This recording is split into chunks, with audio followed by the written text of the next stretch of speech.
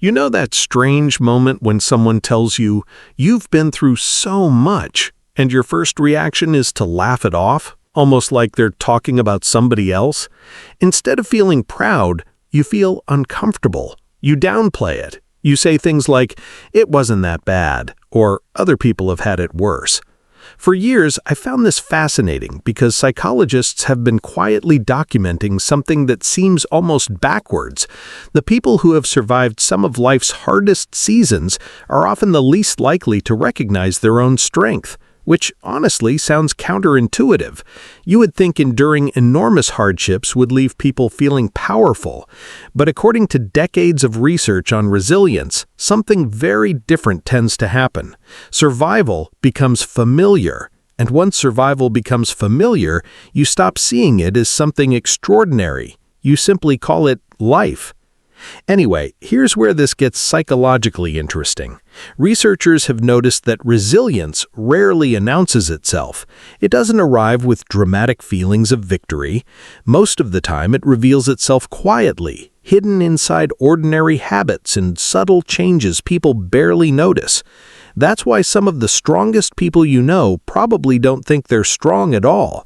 They've become so accustomed to carrying difficult things that they no longer realize how heavy those things actually were. Which brings us to the first sign, and honestly, this one gets misunderstood all the time. The first sign you've survived the hardest battles in life is that you don't panic the way you used to. That doesn't mean difficult situations don't affect you. Of course they do. Bad news still hurts. Unexpected problems still frustrate you. But somewhere along the way, something changed. You stopped believing that every challenge would destroy you. Think of the mind like a sailor learning to navigate rough seas. The first storm feels terrifying, but after surviving enough storms, something subtle happens. The waves themselves don't become smaller. The sailor simply becomes more familiar with uncertainty. Not because they're fearless, but because experience quietly whispers, "You've survived feelings like this before." And here's the part most people overlook.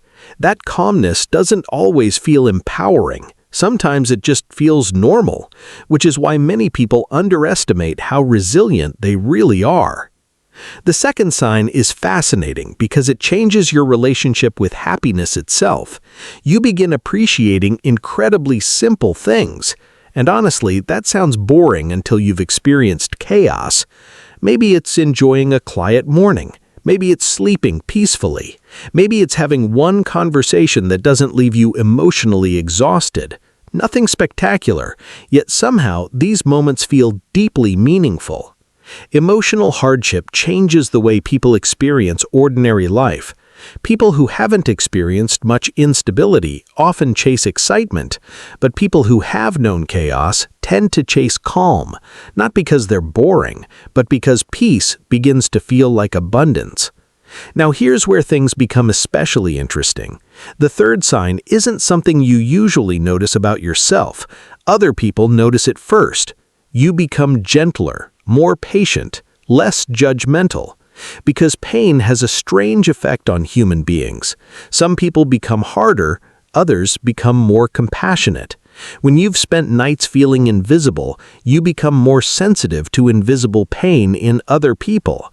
You know what it's like to smile while struggling. You know how exhausting it is to pretend everything is fine when it isn't. So you stop expecting perfection from others. You become softer, not weaker, softer. And that's an important distinction, because softness isn't fragility. Sometimes softness is wisdom. Before we continue, if these conversations resonate with you, subscribing genuinely helps this channel reach people who may need these ideas. And if exploring the hidden psychology behind human behavior interests you, you'll probably enjoy what we're about to uncover next. Because honestly, the fourth sign surprised me when I first learned about it. You no longer need everyone to understand your journey. Maybe there was a time when you desperately wanted people to recognize what you'd gone through. You wanted validation. You wanted understanding. But after enough disappointments, something shifts. You become quieter. Not because your experiences matter less, but because you've learned a difficult truth.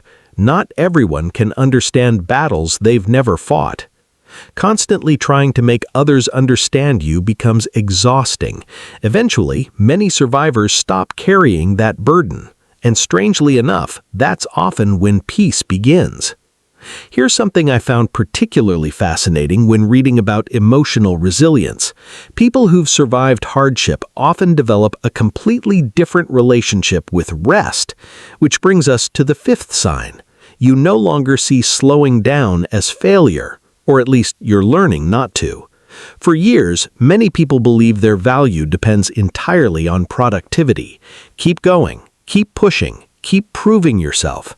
But life has a way of teaching limits, because the mind isn't a machine, it's more like a battery, and batteries need recharging. People who've survived difficult seasons usually learn this lesson the hard way, not because they're lazy, but because endless survival eventually becomes exhausting. And this is where things become interesting. Rest stops feeling selfish, it starts feeling necessary. Which isn't weakness at all. In many ways, it's wisdom. The sixth sign is incredibly subtle, and many people mistake it for giving up. You stop needing to win every battle. You stop arguing as much. You stop trying to prove yourself to everyone. Your priorities begin to change. Emotional energy is limited, and after enough hardship, people become selective of where that energy goes.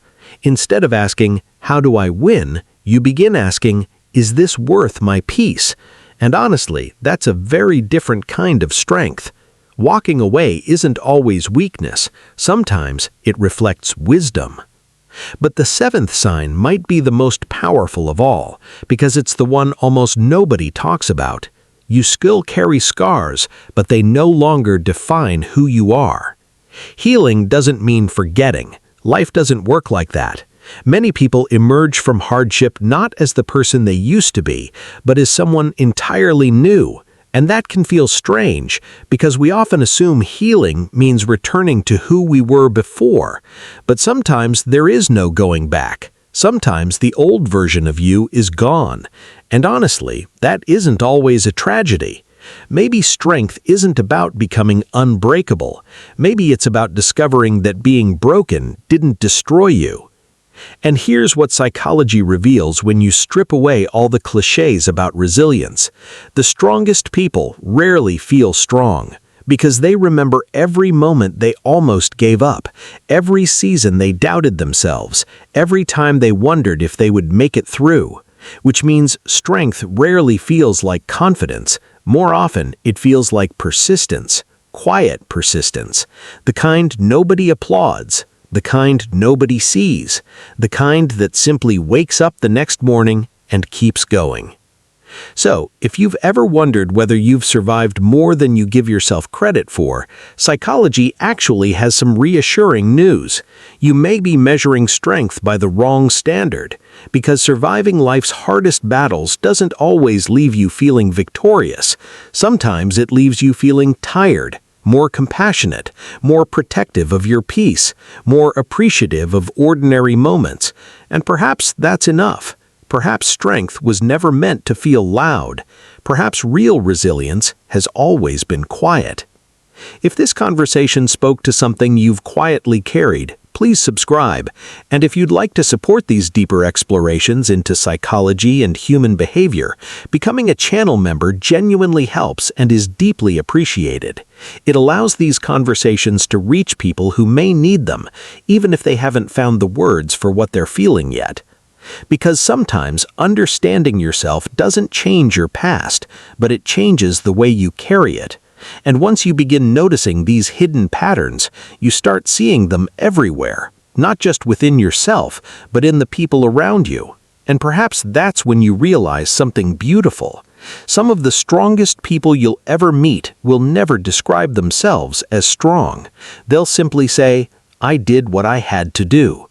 And maybe, in the end, that's what strength has always been. Not something loud or dramatic, just the quiet decision to keep going, even when nobody else sees the battle you're fighting.